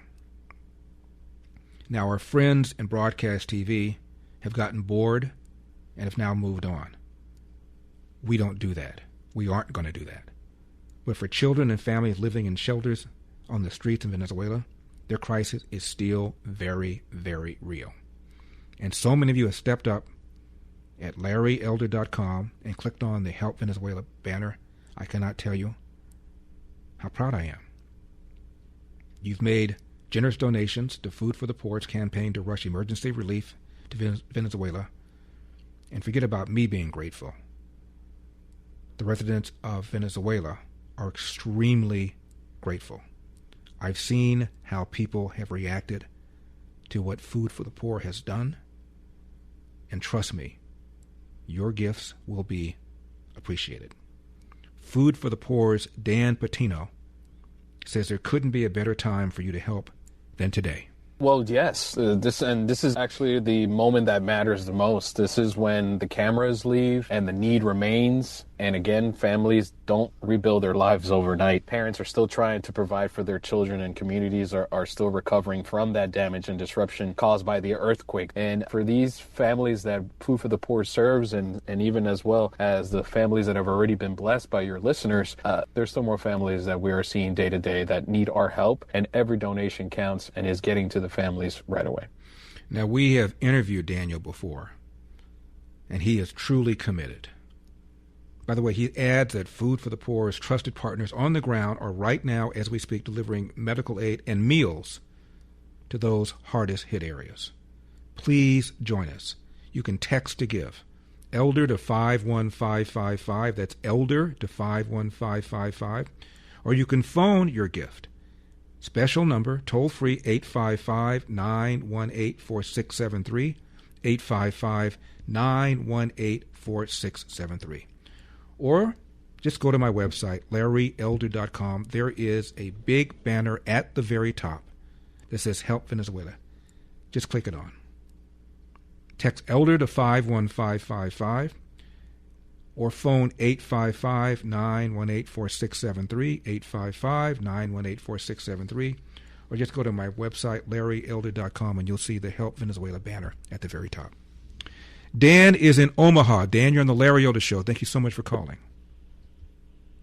Hi, Larry. Hey, let's talk about the difference between the rich and the poor. The guy that owns Amazon, he's quite well off, isn't he? He sure is. He's got a few walnuts. He's got a few walnuts put away. Yes, Jeff Bezos. Oh. And your point is? Yes. Okay. All right. Yes. Well, simple as this. I watched the deal about 60 Minutes. The reason he's so well off, he pays his help out on the warehouse floor, or the guys driving. They're getting about $2 over minimum wage. No, they're not. Dan, the average person who works at Amazon makes about $30 an hour when you throw in the benefits. What you're talking about are part-time workers. And I've seen those stories. Part-time workers that are eligible for food stamps. Oh, poor Jeff Bezos is screwing these people. You look at full-time workers, particularly those that are in middle management or higher, they're making way more money than that. The average worker there makes about $30 an hour when you include the benefits. It's just not fair. Mm-hmm. Okay, I'm going to move on. It just isn't true. I don't know where you're getting your news. But go online and ask, or as the former mayor of New York said, Google it, and ask what the average salary for workers in Amazon are making when you add in benefits. The idea that they're making just $2 among minimum wage is just not true. Appreciate the call. Jerry is in Glendale. Jerry, you're on the Larry Elder Show. Thank you for calling. Hello, Larry. Thank you for taking my call. Earlier today, I think you mentioned that one of the planks in the Democratic Socialist platform is abolishing the Senate. That's correct. I wanted to get your thoughts on this. I've been waiting for some reporter in the mainstream media to ask Bernie Sanders, Chuck Schumer, Elizabeth Warren, Chris Van Hollen, and all these Democratic senators if they're willing to give up their Senate seats in order to appease these Democratic socialists. What do you think? I'm waiting for a reporter to ask that question. I've got a feeling they're going to say, well, I believe in some of the things that they believe in, but not all of them. But on the essential point, we got to stop Donald Trump. On the essential point, we agree. We agree on a lot of things. We're going to stop Donald Trump. We agree the rich aren't paying their fair share. We agree that health care should be a right. We agree that we're the only major country in the world that doesn't provide health care. They'll just sidestep it.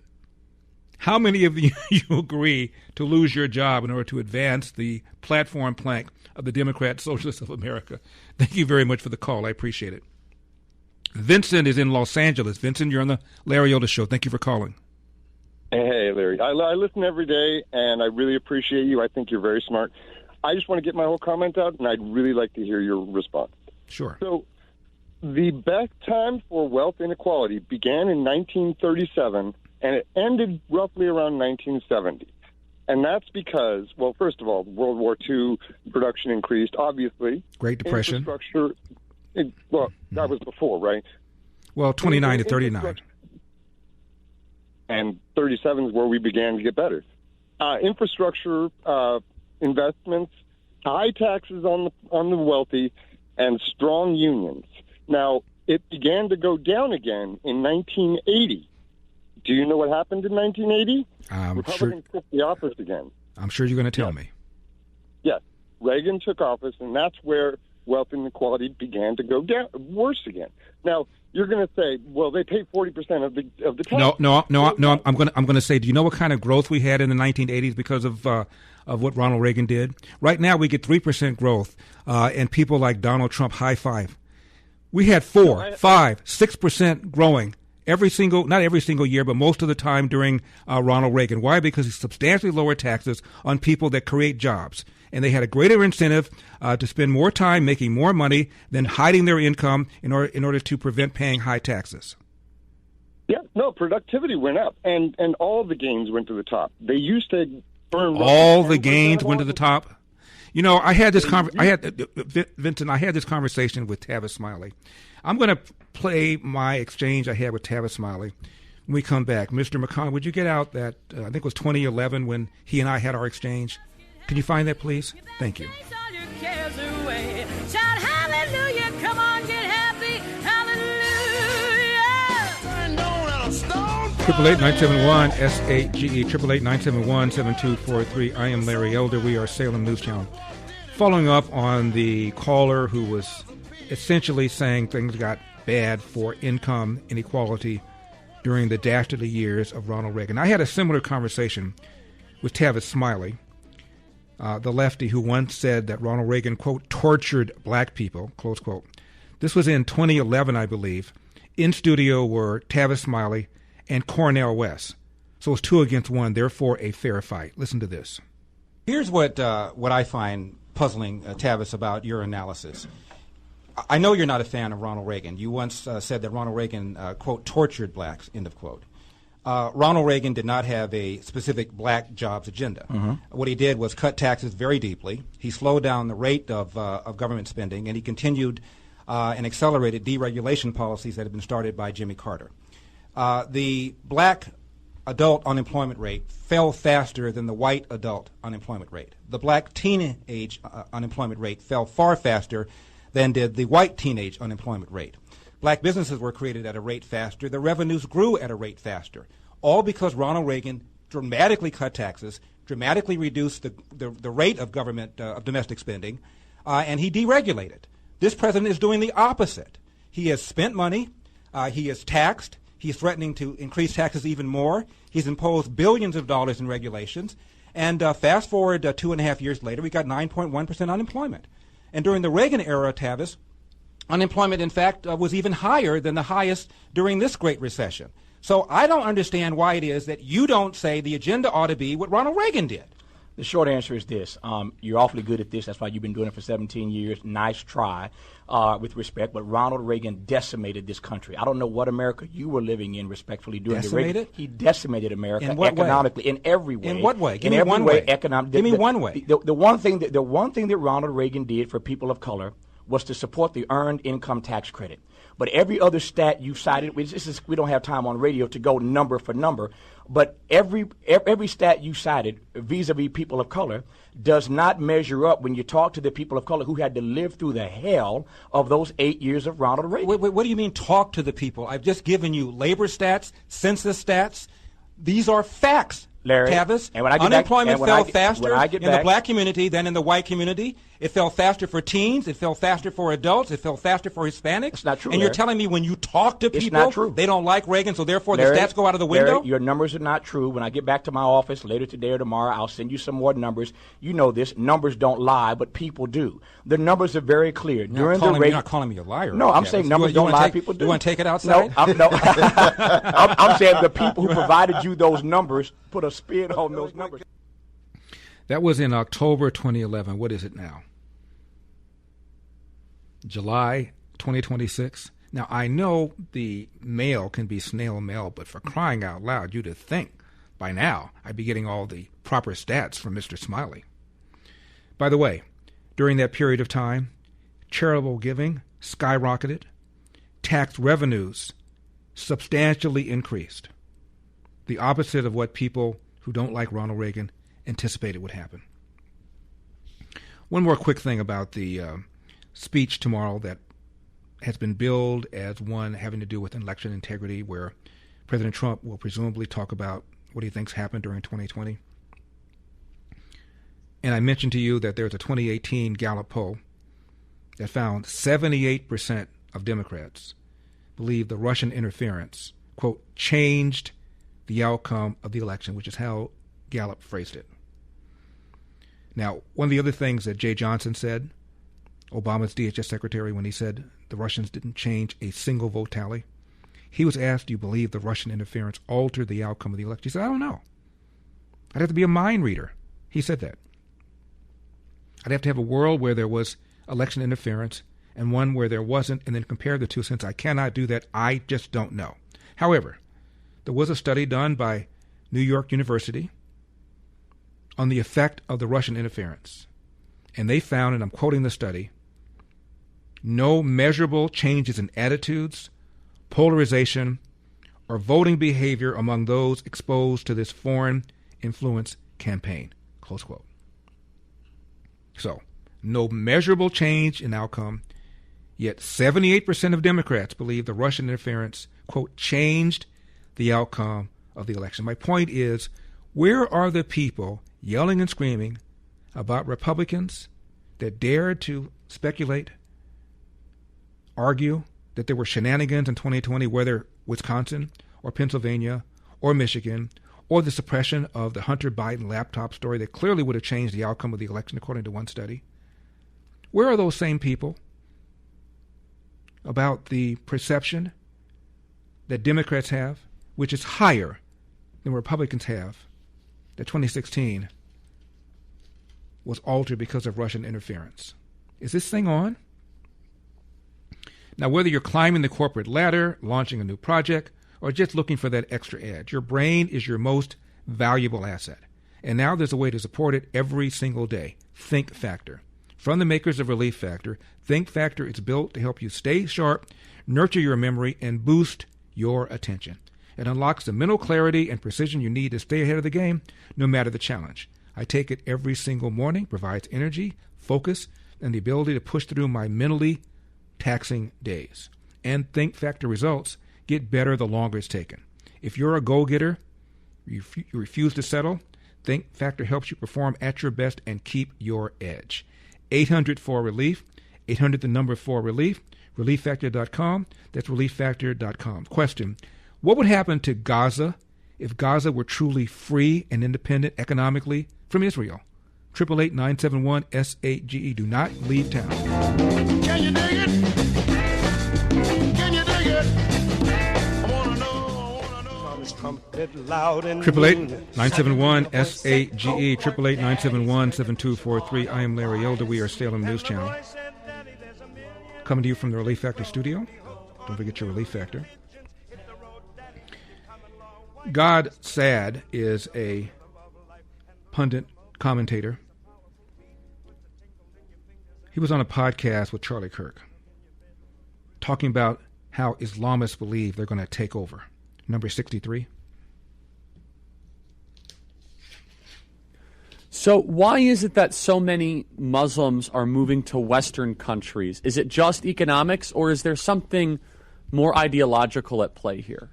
It's both. Of course, many Muslims have no interest in conquering anyone, and they want, as you just said, exactly what you said, which is, I want better economic opportunities for me and my children and so on. But the Muslim Brotherhood and many other Islamic theorists and scholars and politicians have said that we will conquer the West through three means. And I hope that your listeners and viewers take note. Number one, we will conquer the West through the womb of our women, right? So that's a demographic fertility battle.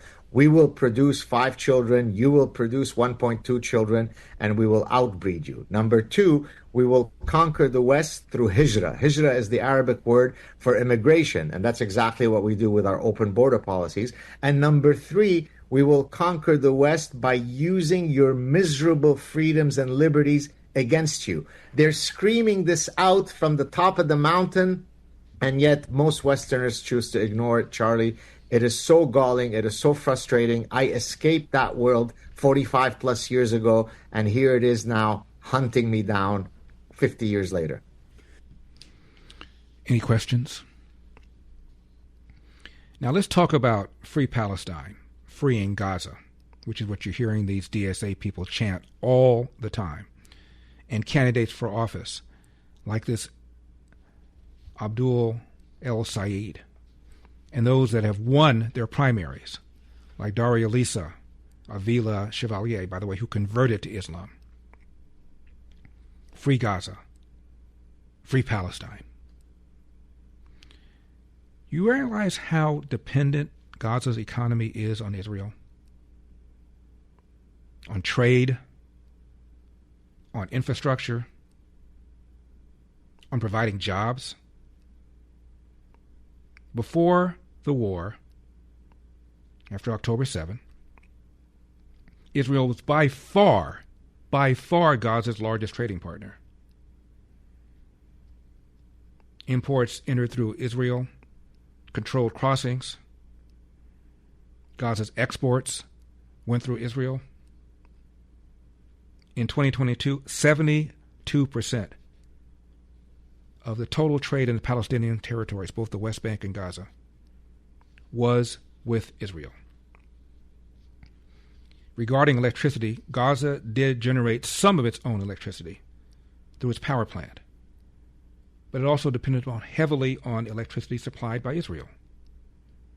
Plus, they had chronic fuel shortages, and damage to their infrastructure meant residents often had electricity only for a few hours each day. This is before October 2023. Regarding water, Gaza has its own groundwater aquifers and desalination facilities, so it's not entirely dependent upon Israel for water.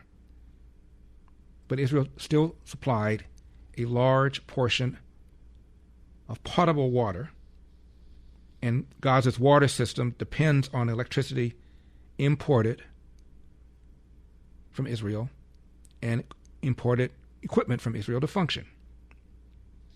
Before October 7, as many as 20,000 Gazas held Israeli work permits, which provided a huge source of income for those families.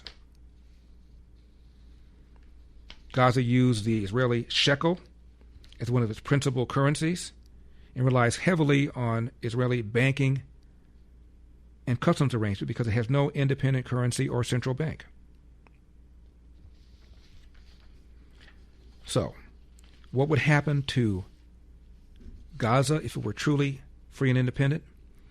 This is a tweet by a woman named Brianna Wu, W-U, a Democrat who ran for office in Massachusetts. So she's not a right-winger. Quote, "If free Palestine were to succeed and Israel were eliminated, it would be the worst thing that ever happened to the Palestinians. Let's be honest. Palestinians are not interested in democracy. They are extremists who openly executed and celebrated October 7. If they actually won, they would slaughter 7 million Jews and 2 million Israeli Arabs and Palestinians they consider collaborators. That's not remotely controversial if you paid attention to what these groups say and do. Then what? Gaza does not have an economy. The West Bank is deeply dependent upon Israel and international aid. They spent generations fighting Israel instead of building the institutions of a functioning state. So after the evil Jews are finally gone, what exactly is the plan? What industry suddenly appears? What government? What economy? The answer, she writes, seems pretty obvious to me. Palestine would become an extremist Islamic state almost immediately. The violence wouldn't stop. It would just find new targets. Hezbollah would stop being an ally and start being a rival. Jordan would be next. Egypt would be next. Revolutionary movements don't retire if they win. They look for another revolution. People have already asked Egypt and Jordan, why don't they simply open their borders? The answer is they've already learned their lesson. Both have dealt with Palestinian militants destabilizing their own countries. They don't want to do it again. Then there's the issue of how Palestinians don't literally starve. For decades, Palestinians have survived on extraordinary levels of international aid. Does anyone believe that the aid continues after the destruction of Israel? Western countries aren't going to enthusiastically bankroll the state that just carried out one of the largest massacres in modern history. And Arab governments have no political incentive to feed the people killing them. So what would the Palestinians be left with? An impoverished Islamic state, competing militias, something much closer to Yemen than Singapore, famine, civil war, religious extremism. The sane Palestinians would be trapped in the middle. For them, immigration would be impossible. Right now, many countries accept Palestinian refugees because the story is they're fleeing Israel. If Israel no longer exists because it was massacred, I have a hard time believing these same countries are going to welcome any refugees. The uncomfortable truth is the current stalemate is almost certainly better for Palestinians than so-called victory. Now, you know life moves really fast, and staying sharp, focused, and clear-headed isn't always easy. That's why the same company that brings you Relief Factor has developed something new, Think Factor. Think Factor is made to help you think clearer and perform better daily. It's a powerful blend of nutrients that unlock mental clarity and precision, nurture your memory, and boost your attention. With Think Factor, brain power and performance finally meet for lasting daily results. Supercharge your memory and mental sharpness. Your brain is your most valuable asset, powering your creativity, focus, and daily performance. If you're feeling mentally foggy or not recalling things as quickly as you once did, Think Factor could be just what you need to reclaim your cognitive edge. I take it every single morning for focus. 800-4RELIEF, 800 the number 4RELIEF, relieffactor.com. That's relieffactor.com. Go, go.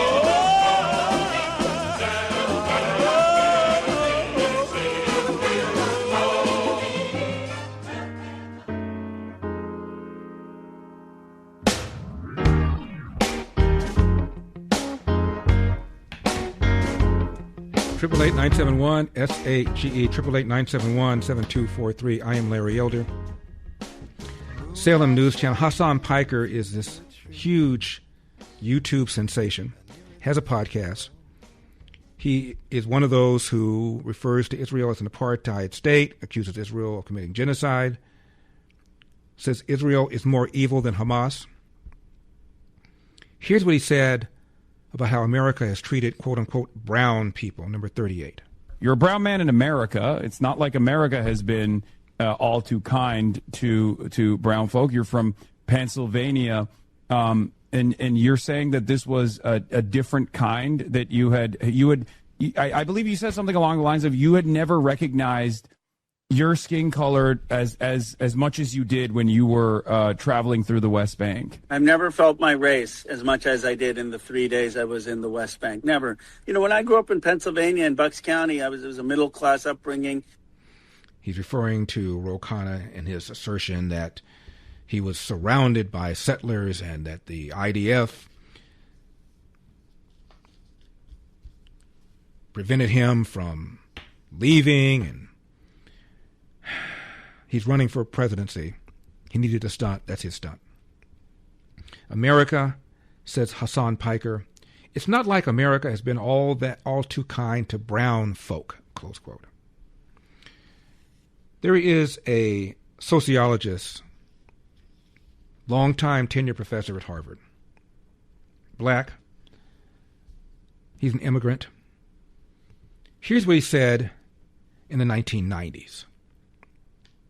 And I'm quoting, America is now the least racist majority white society in the world, has a better record of legal protection of minorities than any other society, white or black,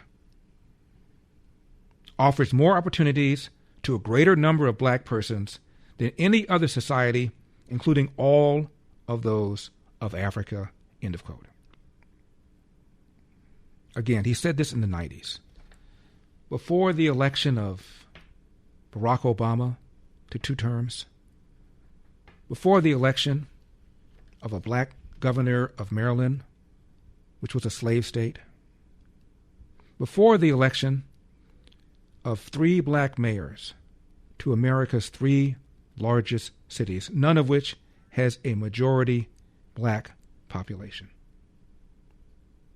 Before the election of a senator from New Jersey, Cory Booker, a state that does not have a majority black population. Before the election of Raphael Warnock in one of the deepest Jim Crow states, Georgia. I could go on and on and on, but I won't. Let's do this again tomorrow. God bless. I'm Larry Elder.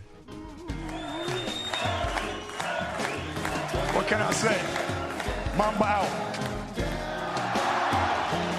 The mic has been dropped. All across America. That's enough. Put down the mic. The Larry Elder Show. Down, down, down, down, down.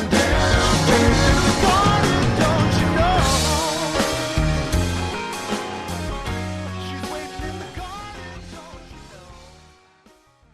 In a world that screams for your attention, there's a place that invites you to peace. You don't need a building. You don't need a choir. You just need to turn your heart to Air One. Air One, songs that heal, lyrics that pray for you when you don't have the words. From Lauren Daigle to Elevation Worship and more. This isn't just radio. It's worship for the everyday.